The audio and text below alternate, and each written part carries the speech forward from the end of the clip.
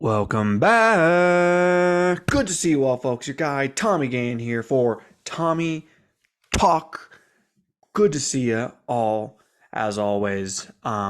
Exciting weekend, very exciting weekend. I enjoyed my weekend for sure. Watching a little foosball. We're running low on football games, folks. We are running very low. We have one football game left. The Superb Owl.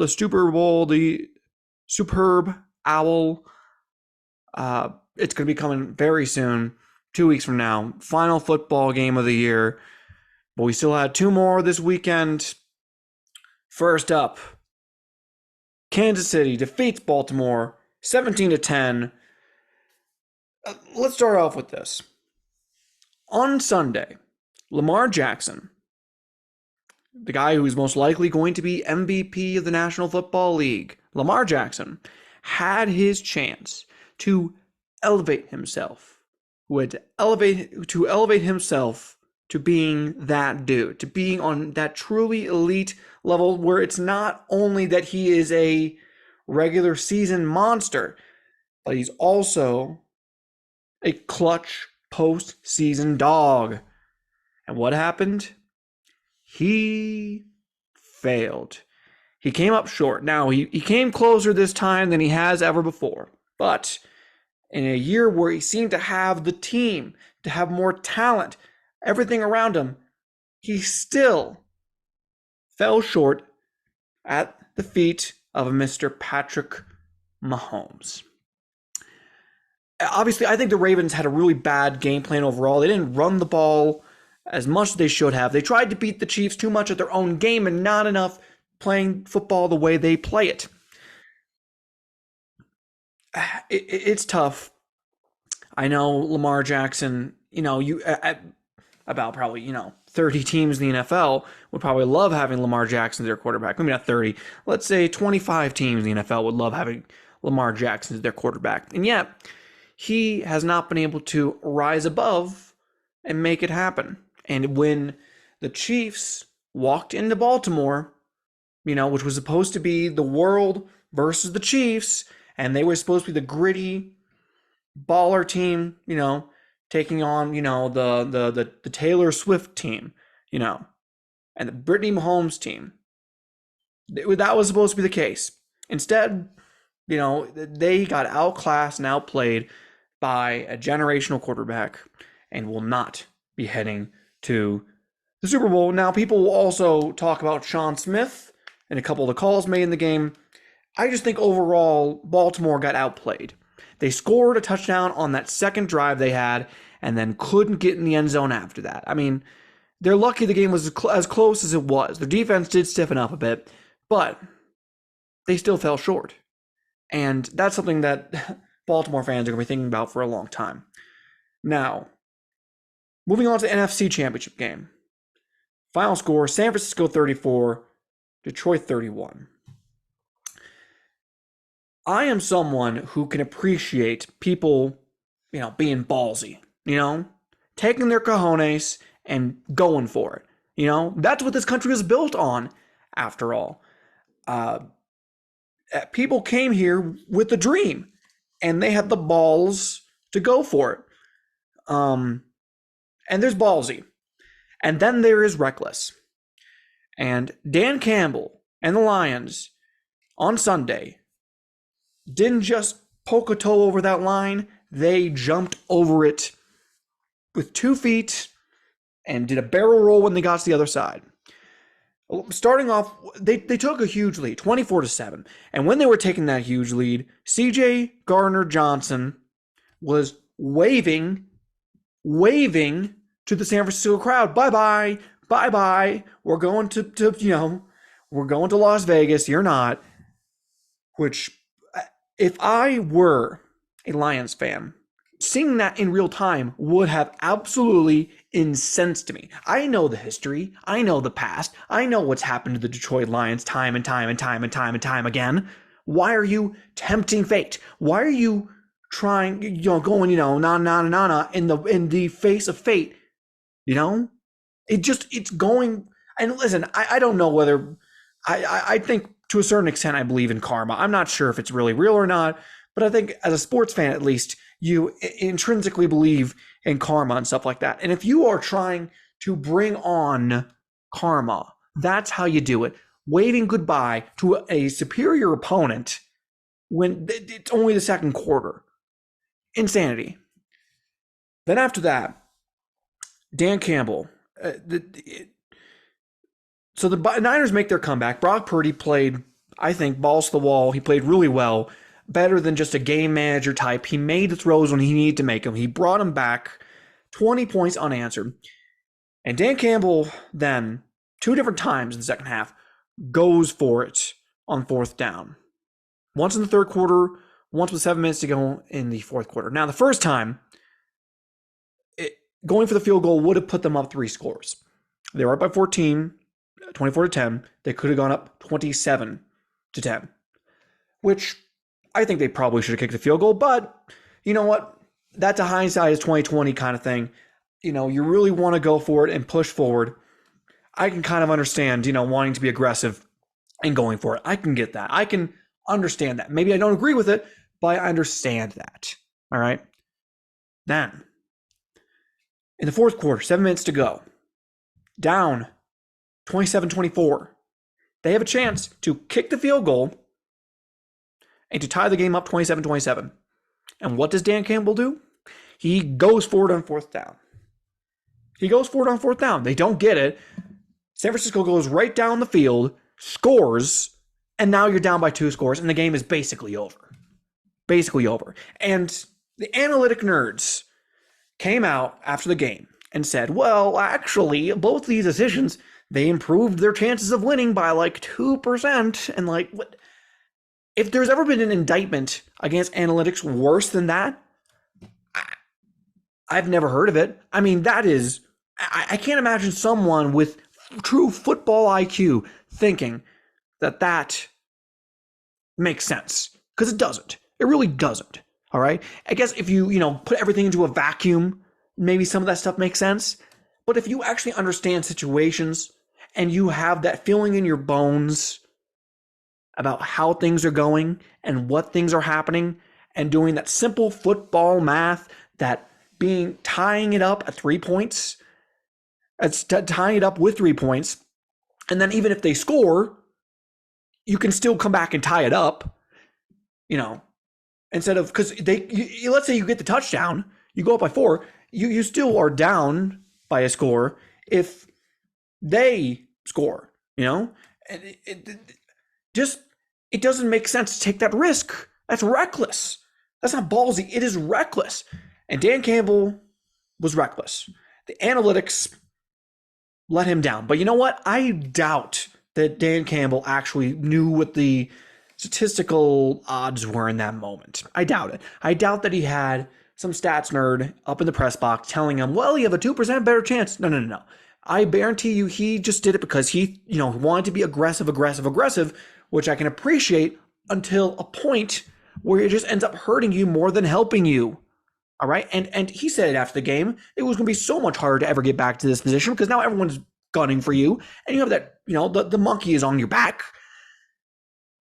It is hard to believe that you can make that decision in that moment, just out of like your weird principles you're doing here.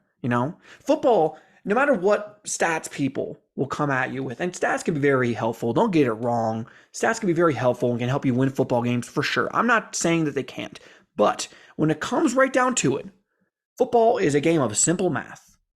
100 yards in a field, you get 4 downs to get a first down.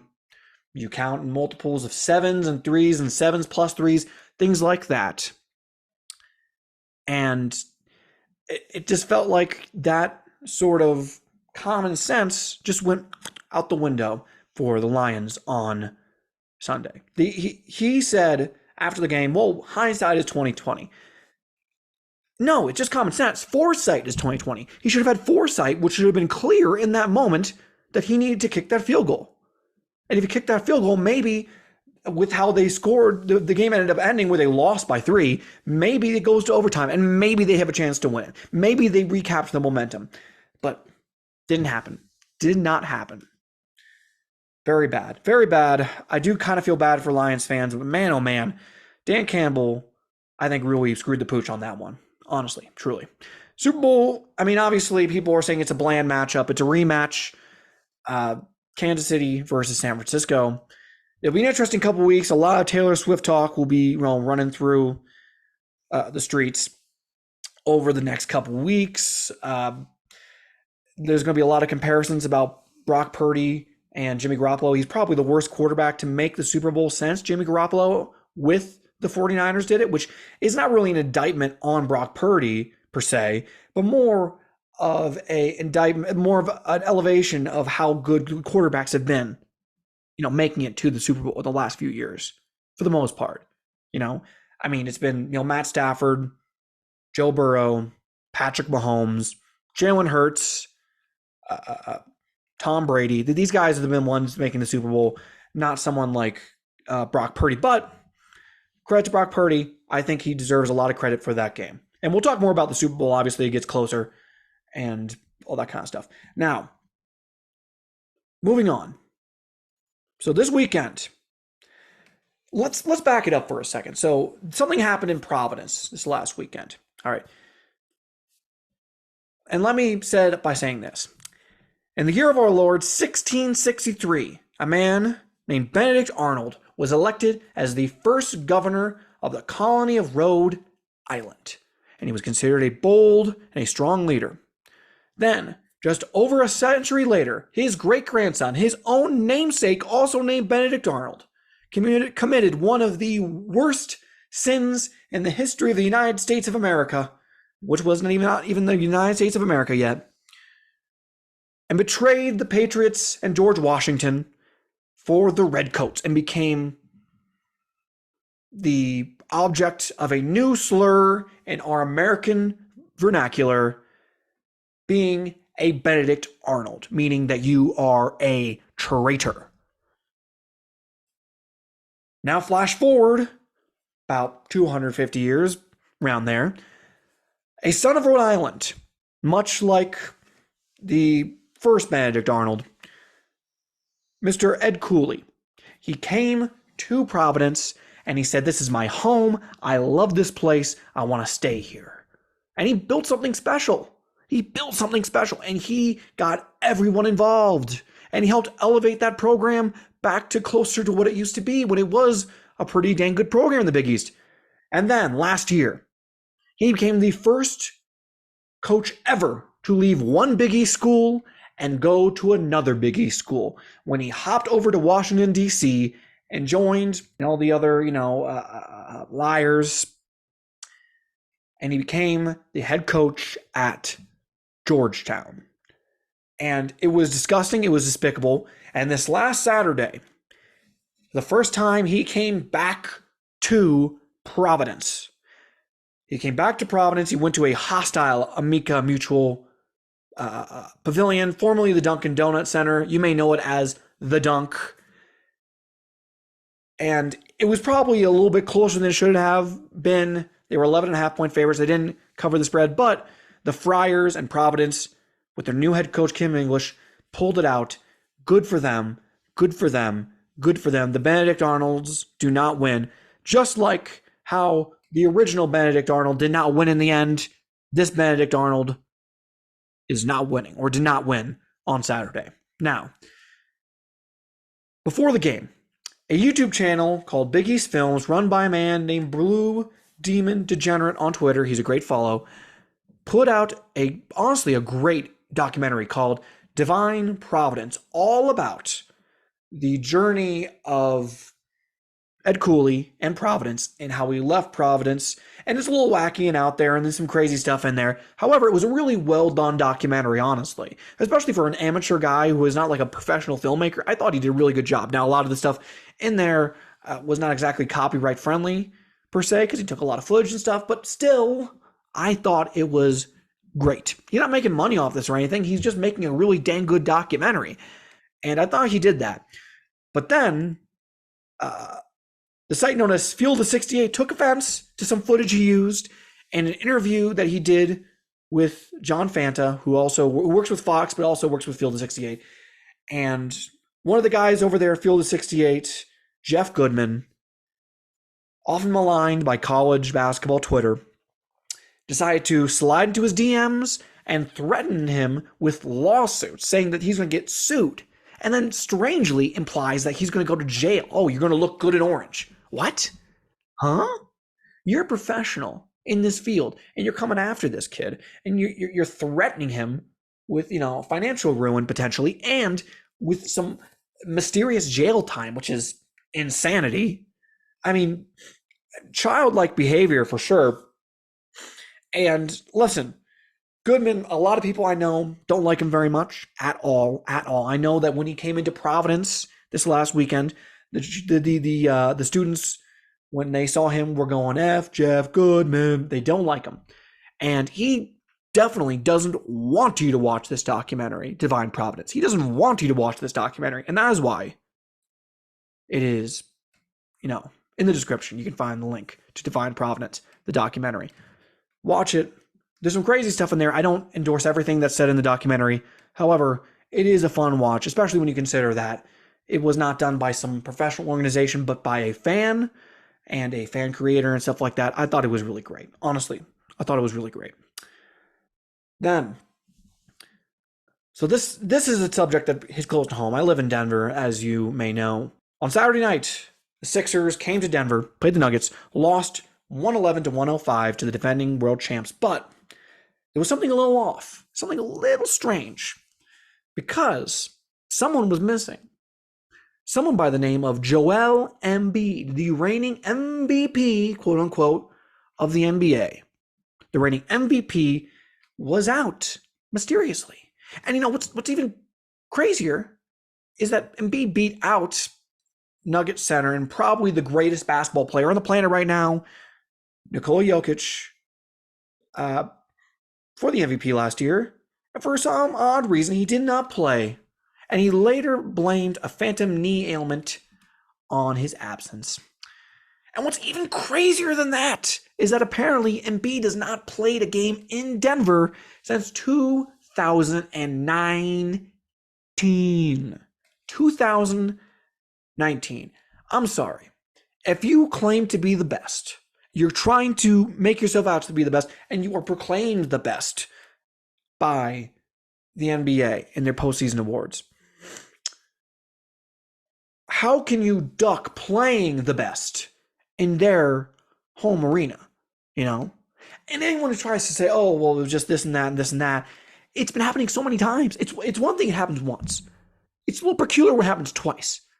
3 times, it ain't a coincidence. And it's been more than 3 dang times that this has been going on. I think it's a disgrace. I think it hurts basketball. It's bad for basketball.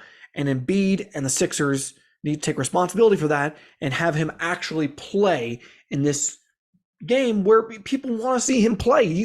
It's 2 guys that are compared to each other constantly. 2 of the best centers in the league. A guy who might be the best player in the Eastern Conference versus the best player in the Western Conference. And he's nowhere to be found when he comes to Denver. I mean, Jokic plays when they go to Philadelphia, but he comes to Denver, nowhere to be seen. Nowhere to be seen. Jokic should be the 3-time reigning defending MVP right now, along with being an NBA champion. I think it's disgrace that he's not, and it's shameful. It's shameful on the game of basketball, 100%. Staying on the NBA, this last week has been one of the crazier ones we've had in a long, long time.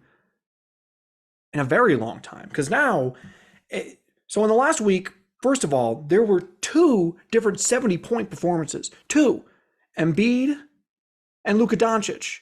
And it is the first time in NBA history there's been 2 70-point performances within a week's time.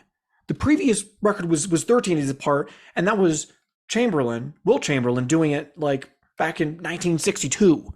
So a completely different NBA. So we've never had that kind of thing happen before. Embiid gets 70 points on the 22nd, and then on the 26th, Doncic gets 73 points. And then, also, this is the first time ever, or the first time since 1962, that we have had 4 60-plus point scorers in a week. And that was Embiid with 70, Karl Anthony Towns with 62, Doncic with 73, and Devin Booker with 62. And people are now asking if this is the end, have we completely lost the signifier and is defense gone in the NBA? Is true blue defense gone in the NBA? And I've seen suggestions that says, well, but isn't it a better product than the rough physical stuff we had in the 90s and stuff like that? No, absolutely not. Now, that's not to say that there's not good defenders still in the NBA. There's still some great defenders. But overall, defense has not, hasn't been what it used to be in a long time. It used to be a lot more physical. You could play defense a completely different way. There was a time of the Jordan rules and things like that. And I know people will come after me and say, oh, you're just a Jordan stan. You're just a Jordan stan. You're just, trying to, prop up Jordan in the 90s in basketball. I'm sorry, but it's true. It's true. There used to be that kind of defensive, stalemate in the ability to be physical in the defensive game and trying to breed in defense. And there was a time where Michael Jordan, the best player on the planet, who is a great, amazing scorer, obviously, but also was considered one of the best defenders in the NBA, even up until his last year with the Bulls. He was first team NBA in defense in his final season with the Bulls. People forget that. It just feels like we've lost a little bit of the defensive heritage of the NBA. Now, again, people will say, well, isn't that kind of a boomer take? If the game's exciting and people are enjoying it, why get so worked up about it? Why not just enjoy the NBA for what it is? Why not enjoy the NBA for what it is? Listen, there's been a lot of changes made in the NBA over this last, couple of years. I've not been a huge fan of the in-season tournament. I think it's I've turned around a little bit on it because, it's better than nothing. But I also think the Lakers putting up a banner I thought was insanity. But I don't think it's that crazy to say that, basketball is better when you have a little bit of a defensive presence to it. I don't think that's too crazy. I think that keeps the game healthy. You don't want it to just become the Harlem Globetrotters every night. You don't want it to be the all-star game every night where there's just no defense and it's all scoring.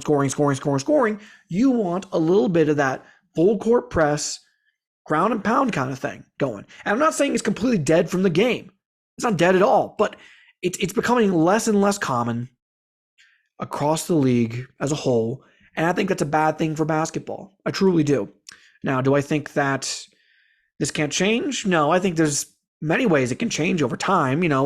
These things are cyclical, but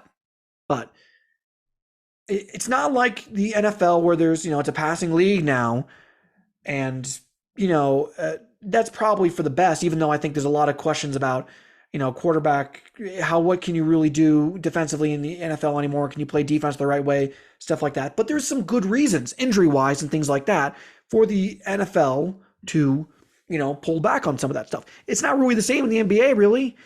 People get physical, people get injured and stuff like that, but it's still lower stakes. There's not CTE on the line, These aren't guys going, full-on tackling each other, at full speed. These are guys that are just playing lockdown hard defense. So I just think that it would be smart for the NBA to go back to that. I think it might, give it a couple years and you get the right people in the right places and bring together some defensive coaching.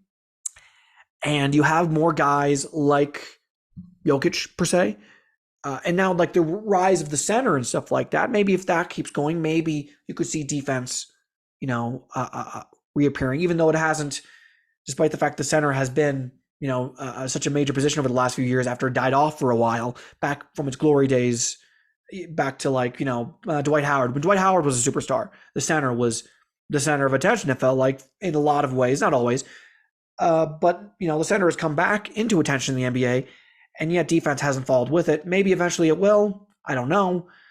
But I think there are legitimate concerns. Even though I think these are incredible achievements and they have incredible players in here, I just think the fact that it's happening so rapidly in today's NBA is not a good thing. I don't think that's a good thing overall for basketball and the sport as a whole. Before I wrap this up, folks, and I want to get into this.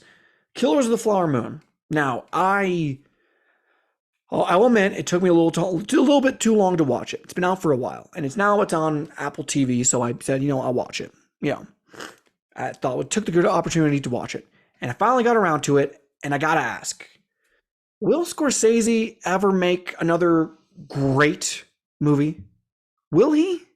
Because the last couple have been duds. I'm sorry. I thought The Irishman, which was one of the most anticipated movies I can remember, like for me myself, I was so hyped to watch The Irishman, and it just completely plummeted in my expectations of it. And now this, which I also had high expectations for, but then was also disjointed and I thought had some really weak spots to it, poorly plotted out and way too long. I thought it was better than The Irishman, but that's not saying a whole lot, you know. There were some good parts, don't get me wrong. I thought the production values are great. I thought De Niro was great. I thought, Lily Gladstone put on a really strong performance. But I thought DiCaprio, I don't think he was bad, but number one, he was too old to play the character that he was playing. Way too old. He was supposed to be just out of the military, and he's like 50. So no. He's too old to play that character.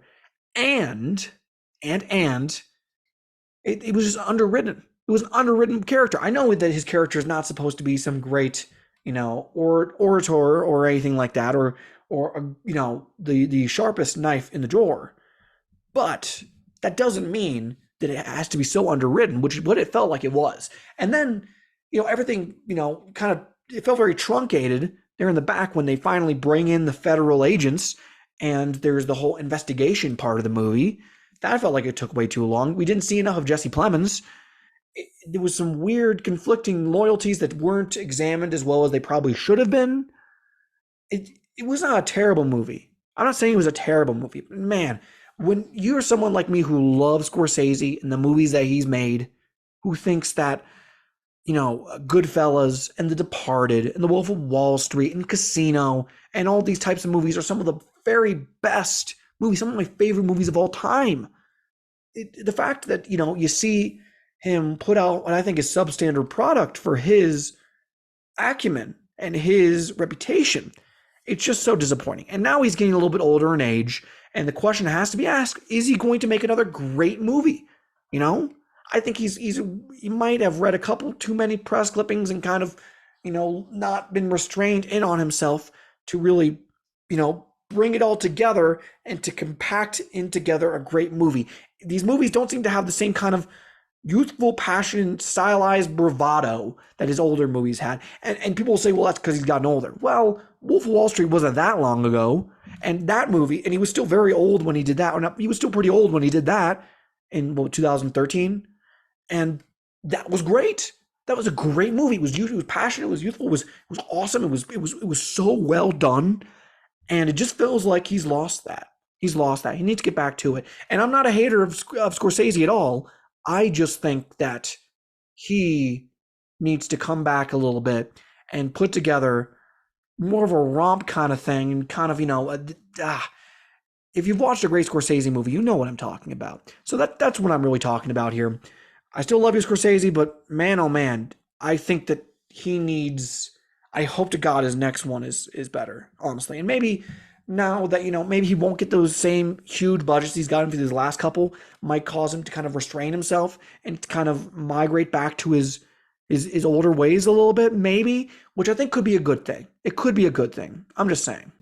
In any case, folks, thank you all for watching and or listening. Please subscribe. Tommy Gahan on YouTube, at Tommy SGAHAN on Twitter. Go to Tommy Talk on Apple Podcasts, and go to all social media platforms, including TikTok and Instagram. That is also at Tommy SGAHAN. Please subscribe. I'm going to be doing some more stuff, pushing some more subscriptions, and pushing more TikToks out there, more of the Tic Tacs. So be looking out for that. Thank you all for watching and or listening to this Monday night broadcast. You'll probably be watching on Tuesday, but whatever. And this has been Tommy Talk. See you guys.